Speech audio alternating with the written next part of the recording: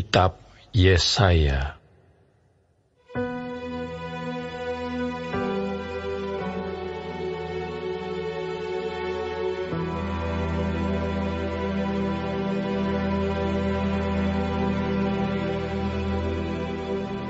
Penglihatan yang telah dilihat Yesaya bin Amos tentang Yehuda dan Yerusalem dalam zaman Uzia, Yotam, Ahaz dan Hizkia, raja-raja Yehuda.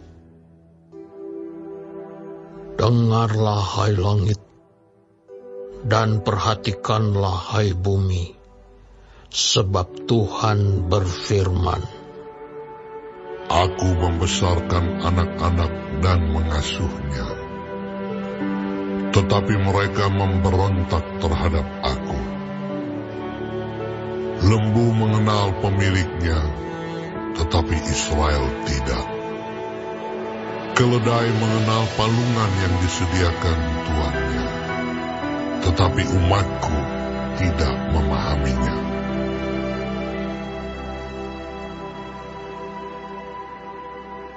Celakalah bangsa yang berdosa, kaum yang syarat dengan kesalahan, keturunan yang jahat-jahat, anak-anak yang berlaku buruk. Mereka meninggalkan Tuhan, menista yang Maha Kudus Allah Israel, dan berpaling membelakangi Dia. Di mana kamu mau dipukul lagi, kamu yang bertambah murtad? Seluruh kepala sakit dan seluruh hati lemah lesu. Dari telapak kaki sampai kepala tidak ada yang sehat. Bengkak dan bilur dan luka baru. Tidak dipijit dan tidak dibalut dan tidak ditaruh minyak. Negerimu menjadi sunyi sepi, kota-kotamu habis terbakar. Di depan matamu orang-orang asing memakan hasil dari tanahmu. Sunyi sepi negeri itu seolah-olah ditunggang balikan orang asing. Putri Sion tertinggal sendirian seperti pondok di kebun anggur, seperti gubuk di kebun mentimun, dan seperti kota yang terkepung. Seandainya Tuhan semesta alam tidak meninggalkan pada kita sedikit orang yang terlepas, kita sudah menjadi seperti Sodom dan sama seperti Gomora. Dengarlah firman Tuhan, hai pemimpin-pemimpin, manusia Sodom. Perhatikanlah pengajaran Allah kita, hai rakyat, manusia Gomora. Untuk apa itu korbanmu yang banyak-banyak? Firman Tuhan, Aku sudah jemu akan korban-korban bakaran berupa domba jantan, dan akan lemak dari anak lembu gemukan. Darah lembu jantan, dan domba-domba dan kambing jantan tidak kusukai. Apabila kamu datang untuk menghadap di hadiratku, siapakah yang menuntut itu daripadamu? Bahwa kamu menginjak-injak pelataran bait suciku. Jangan lagi membawa persembahanmu yang tidak sungguh, sebab baunya adalah kejijikan bagiku. Kalau kamu merayakan bulan baru dan Sabat, atau mengadakan pertemuan-pertemuan, aku tidak tahan melihatnya, karena perayaanmu itu penuh kejahatan. perayaan-perayaan bulan barumu, dan pertemuan-pertemuanmu yang tetap, aku benci melihatnya. Semuanya itu menjadi beban bagiku. Aku telah payah menanggungnya. Apabila kamu menadahkan tanganmu untuk berdoa, aku akan memalingkan mukaku. Bahkan sekalipun kamu berkali-kali berdoa, aku tidak akan mendengarkannya, sebab tanganmu penuh dengan darah. Basuhlah, bersihkanlah dirimu, jauhkanlah perbuatan-perbuatanmu yang jahat dari depan mataku. Berhentilah berbuat jahat, belajarlah berbuat baik, usahakanlah keadilan, kendalikanlah orang kejam, belalah hak anak-anak yatim, perjuangkanlah perkara janda-janda. Marilah, baiklah kita berperkara. Firman Tuhan. Sekalipun dosamu merah seperti kirmiji, akan menjadi putih seperti salju. Sekalipun berwarna merah seperti kain kesumba, akan menjadi putih seperti bulu domba. Jika kamu menurut dan mau mendengar, maka kamu akan memakan hasil baik dari negeri itu. Tetapi jika kamu melawan dan memberontak, maka kamu akan dimakan oleh pedang. Sungguh Tuhan yang mengucapkannya. Bagaimana ini? Kota yang dahulu setia sekarang sudah menjadi sundal. Tadinya penuh keadilan dan di situ selalu diam kebenaran. Tetapi sekarang penuh pembunuh. Perakmu tidak murni lagi, dan arakmu bercampur air. Para pemimpinmu adalah pemberontak dan bersekongkol dengan pencuri. Semuanya suka menerima suap dan mengejar sogok. Mereka tidak membela hak anak-anak yatim, dan perkara janda-janda tidak sampai kepada mereka. Sebab itu demikianlah firman Tuhan. Tuhan semesta alam yang maha kuat pelindung Israel. Aku akan melampiaskan dendamku kepada para lawanku, dan melakukan pembalasan kepada para musuhku. Aku akan bertindak terhadap engkau. Aku akan memurnikan perakmu dengan garam soda, dan akan menyingkirkan segala timah daripadanya. Aku akan mengembalikan para hakimmu seperti dahulu, dan para penasihatmu seperti semula. Sesudah itu engkau akan disebutkan kota keadilan, kota yang setia. Sion akan kubebaskan dengan penghakiman yang adil, dan orang-orangnya yang bertobat akan kubebaskan dengan tindakan yang benar. Tetapi orang-orang yang memberontak dan orang-orang berdosa akan dihancurkan bersama, dan orang-orang yang meninggalkan Tuhan akan habis lenyap. Sungguh, kamu akan mendapat malu karena pohon-pohon keramat yang kamu inginkan. Dan kamu akan tersipu-sipu karena taman-taman dewa yang kamu pilih. Sebab kamu akan seperti pohon keramat yang daunnya layu, dan seperti kebun yang kekurangan air. Maka yang kuat menjadi seolah-olah kapas, dan pekerjaannya menjadi seolah-olah bunga api. Keduanya menimbulkan api, dan tidak ada yang dapat memadamkan.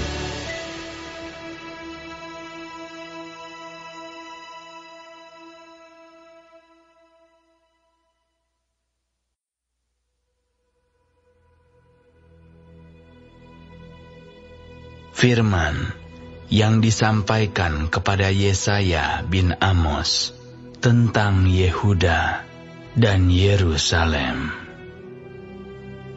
Akan terjadi pada hari-hari yang terakhir, gunung tempat rumah Tuhan akan berdiri tegak di hulu gunung-gunung dan menjulang tinggi di atas bukit-bukit.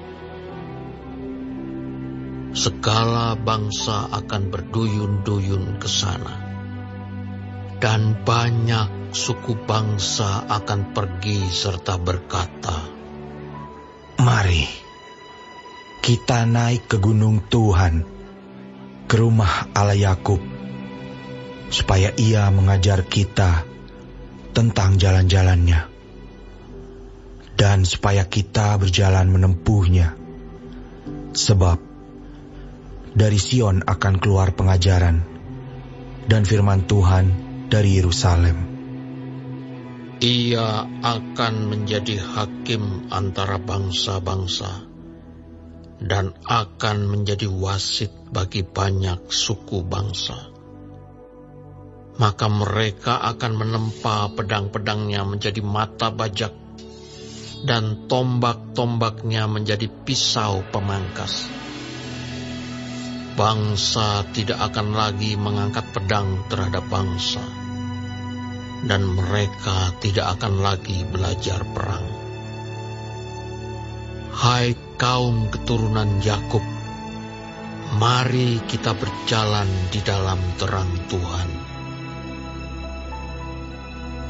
Sungguh, telah kau buang umatmu, yakni kaum keturunan Yakub. Sebab di mana-mana mereka melakukan tenung seperti yang di timur, dan sihir seperti orang Filistin, dan orang-orang asing di antara mereka terlalu banyak. Negerinya penuh emas dan perak, dan tak terbatas harta bendanya. Negerinya penuh kuda, dan tak terbatas jumlah keretanya. Negerinya penuh berhala-berhala. Mereka sujud menyembah kepada buatan tangannya sendiri, dan kepada yang dikerjakan oleh tangannya. Maka manusia ditundukkan dan orang direndahkan. Janganlah ampuni mereka. Masuklah di sela gunung batu, dan bersembunyilah di dalam liang tanah terhadap kedahsyatan Tuhan, dan terhadap semarak kemegahannya. Manusia yang sombong akan direndahkan, dan orang yang angkuh akan ditundukkan. Dan hanya Tuhan sajalah yang maha tinggi pada hari itu. Sebab Tuhan semesta alam menetapkan suatu hari untuk menghukum semua yang congkak dan angkuh, serta menghukum semua yang meninggikan diri, supaya direndahkan. Untuk menghukum semua pohon aras di Libanon, yang tumbuh meninggi dan tetap menjulang, dan menghukum semua pohon tarbantin di Basan, untuk menghukum semua gunung yang tinggi-tinggi dan semua bukit yang menjulang ke atas, untuk menghukum semua menara yang tinggi-tinggi dan semua tembok yang berkubu, untuk menghukum semua kapal Tarsis dan semua kapal yang paling indah. Manusia yang sombong akan ditundukkan, dan orang yang angkuh akan direndahkan. Hanya Tuhan sajalah yang maha tinggi pada hari itu. Sedang berhala-berhala akan hilang sama sekali. Maka orang akan masuk ke dalam gua-gua di gunung batu dan ke dalam liang-liang di tanah terhadap kedahsyatan Tuhan dan terhadap semarak kemegahannya pada waktu Ia bangkit menakut-nakuti bumi. Pada hari itu berhala-berhala perak dan berhala-berhala emas yang dibuat manusia untuk sujud menyembah kepadanya akan dilemparkannya kepada tikus dan kelelawar. Dan ia akan masuk ke dalam lekuk-lekuk di gunung batu dan ke dalam celah-celah di bukit batu terhadap kedahsyatan Tuhan dan terhadap semarak kemegahannya pada waktu Ia bangkit menakut-nakuti bumi. Jangan berharap pada manusia, sebab ia tidak lebih daripada embusan nafas, dan sebagai apakah ia dapat dianggap?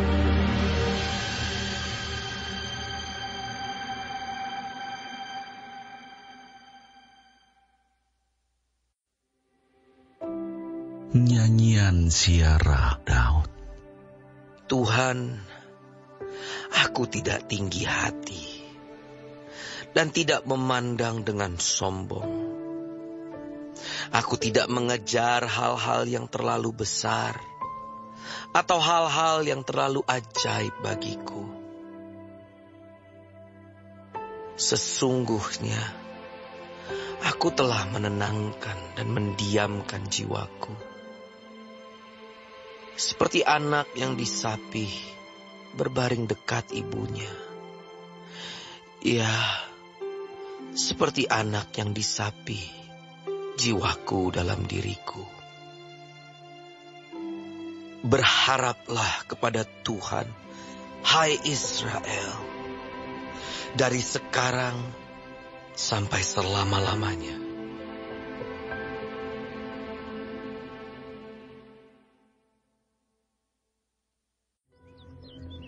Siapa mengejar kebenaran dan kasih akan memperoleh kehidupan, kebenaran, dan kehormatan.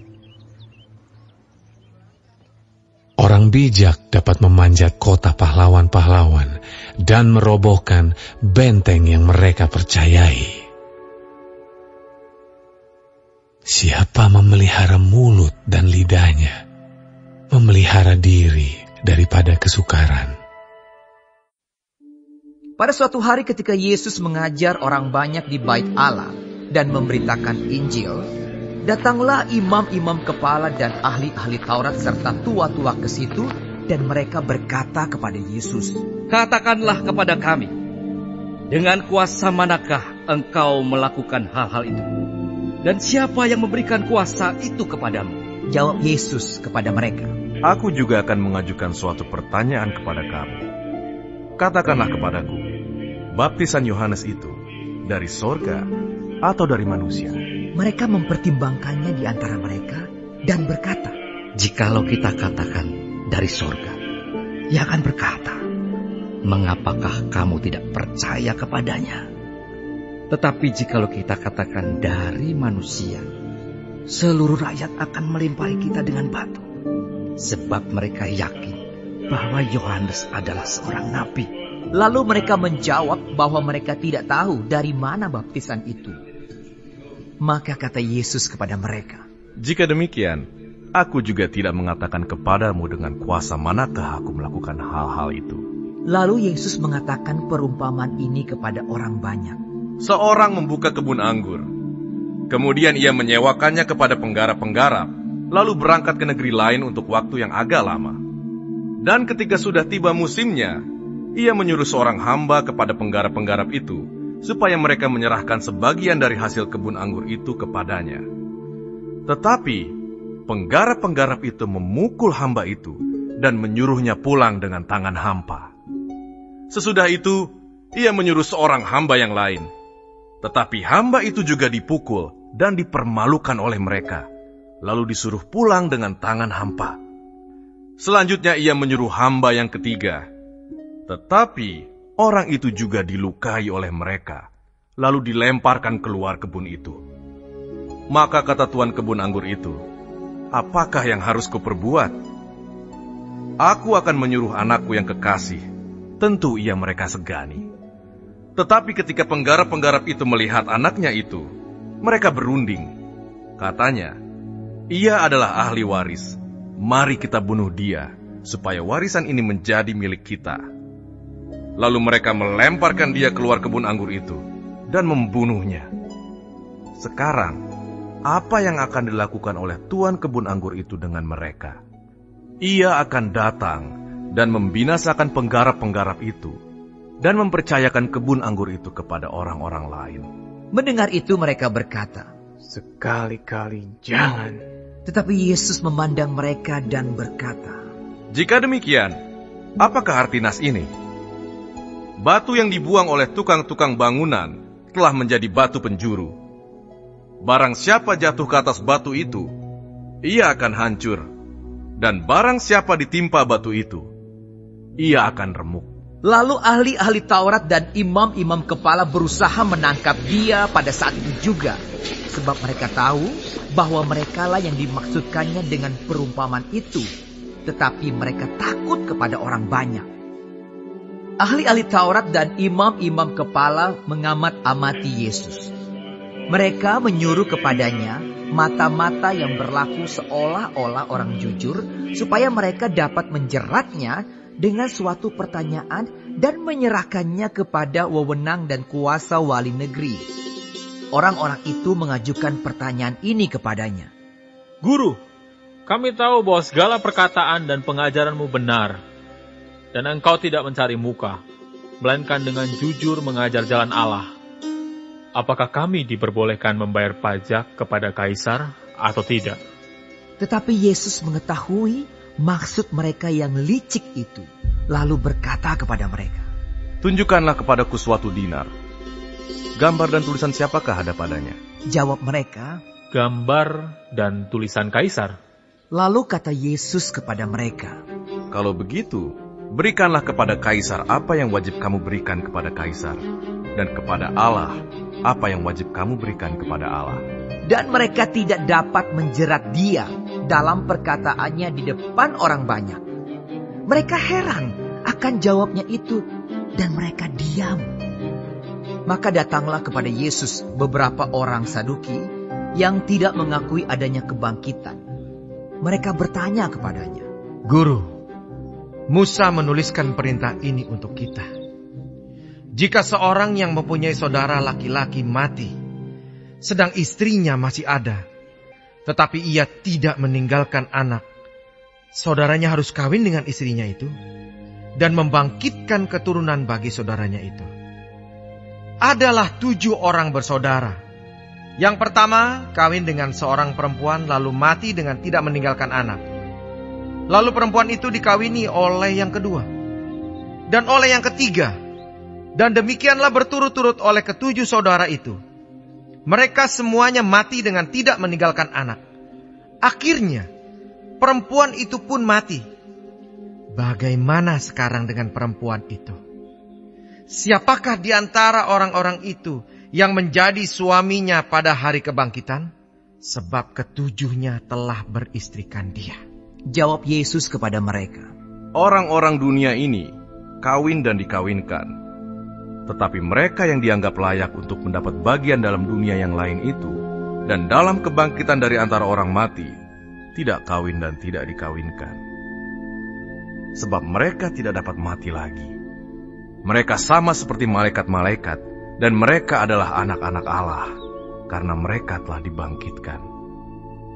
Tentang bangkitnya orang-orang mati, Musa telah memberitahukannya dalam nas tentang semak duri, di mana Tuhan disebut Allah Abraham, Allah Ishak, dan Allah Yakub. Ia bukan Allah orang mati, melainkan Allah orang hidup, sebab di hadapan Dia semua orang hidup. Mendengar itu beberapa ahli Taurat berkata, Guru, jawabmu itu tepat sekali. Sebab mereka tidak berani lagi menanyakan apa-apa kepada Yesus. Tetapi Yesus berkata kepada mereka, bagaimana orang dapat mengatakan bahwa Mesias adalah anak Daud? Sebab Daud sendiri berkata dalam kitab Mazmur, Tuhan telah berfirman kepada Tuanku, duduklah di sebelah kananku, sampai kubuat musuh-musuhmu menjadi tumpuan kakimu. Jadi Daud menyebut dia tuannya. Bagaimana mungkin ia anaknya pula? Ketika semua orang banyak mendengarkan, Yesus berkata kepada murid-muridnya, waspadalah terhadap ahli-ahli Taurat, yang suka berjalan-jalan memakai jubah panjang dan suka menerima penghormatan di pasar, yang suka duduk di tempat terdepan di rumah ibadat dan di tempat terhormat dalam perjamuan, yang menelan rumah janda-janda dan yang mengelabui mata orang dengan doa yang panjang-panjang. Mereka itu pasti akan menerima hukuman yang lebih berat.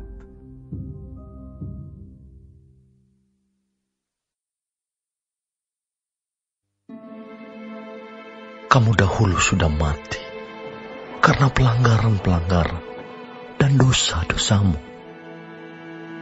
Kamu hidup di dalamnya karena kamu mengikuti jalan dunia ini, karena kamu mentaati penguasa kerajaan angkasa, yaitu roh yang sekarang sedang bekerja di antara orang-orang durhaka. Sebenarnya, dahulu kami semua juga terhitung di antara mereka, ketika kami hidup di dalam hawa nafsu daging dan menuruti kehendak daging dan pikiran kami yang jahat. Pada dasarnya kami adalah orang-orang yang harus dimurkai, sama seperti mereka yang lain. Tetapi Allah yang kaya dengan rahmat, oleh karena kasih-Nya yang besar, yang dilimpahkannya kepada kita, telah menghidupkan kita bersama-sama dengan Kristus. Sekalipun kita telah mati oleh kesalahan-kesalahan kita, oleh kasih karunia kamu diselamatkan. Dan di dalam Kristus Yesus, Ia telah membangkitkan kita juga dan memberikan tempat bersama-sama dengan Dia di surga, supaya pada masa yang akan datang, Ia menunjukkan kepada kita kekayaan kasih karunia-Nya yang melimpah-limpah, sesuai dengan kebaikan-Nya terhadap kita dalam Kristus Yesus. Sebab karena kasih karunia kamu diselamatkan oleh iman. Itu bukan hasil usahamu, tetapi pemberian Allah. Itu bukan hasil pekerjaanmu. Jangan ada orang yang memegahkan diri. Karena kita ini buatan Allah, diciptakan dalam Kristus Yesus untuk melakukan pekerjaan baik yang dipersiapkan Allah sebelumnya. Ia mau supaya kita hidup di dalamnya. Karena itu ingatlah bahwa dahulu kamu, sebagai orang-orang bukan Yahudi menurut daging, yang disebut orang-orang tak bersunat oleh mereka yang menamakan dirinya sunat, yaitu sunat lahiriah yang dikerjakan oleh tangan manusia. Bahwa waktu itu kamu tanpa Kristus, tidak termasuk kewargaan Israel, dan tidak mendapat bagian dalam ketentuan-ketentuan yang dijanjikan, tanpa pengharapan dan tanpa Allah di dalam dunia. Tetapi sekarang di dalam Kristus Yesus, kamu yang dahulu jauh sudah menjadi dekat oleh darah Kristus.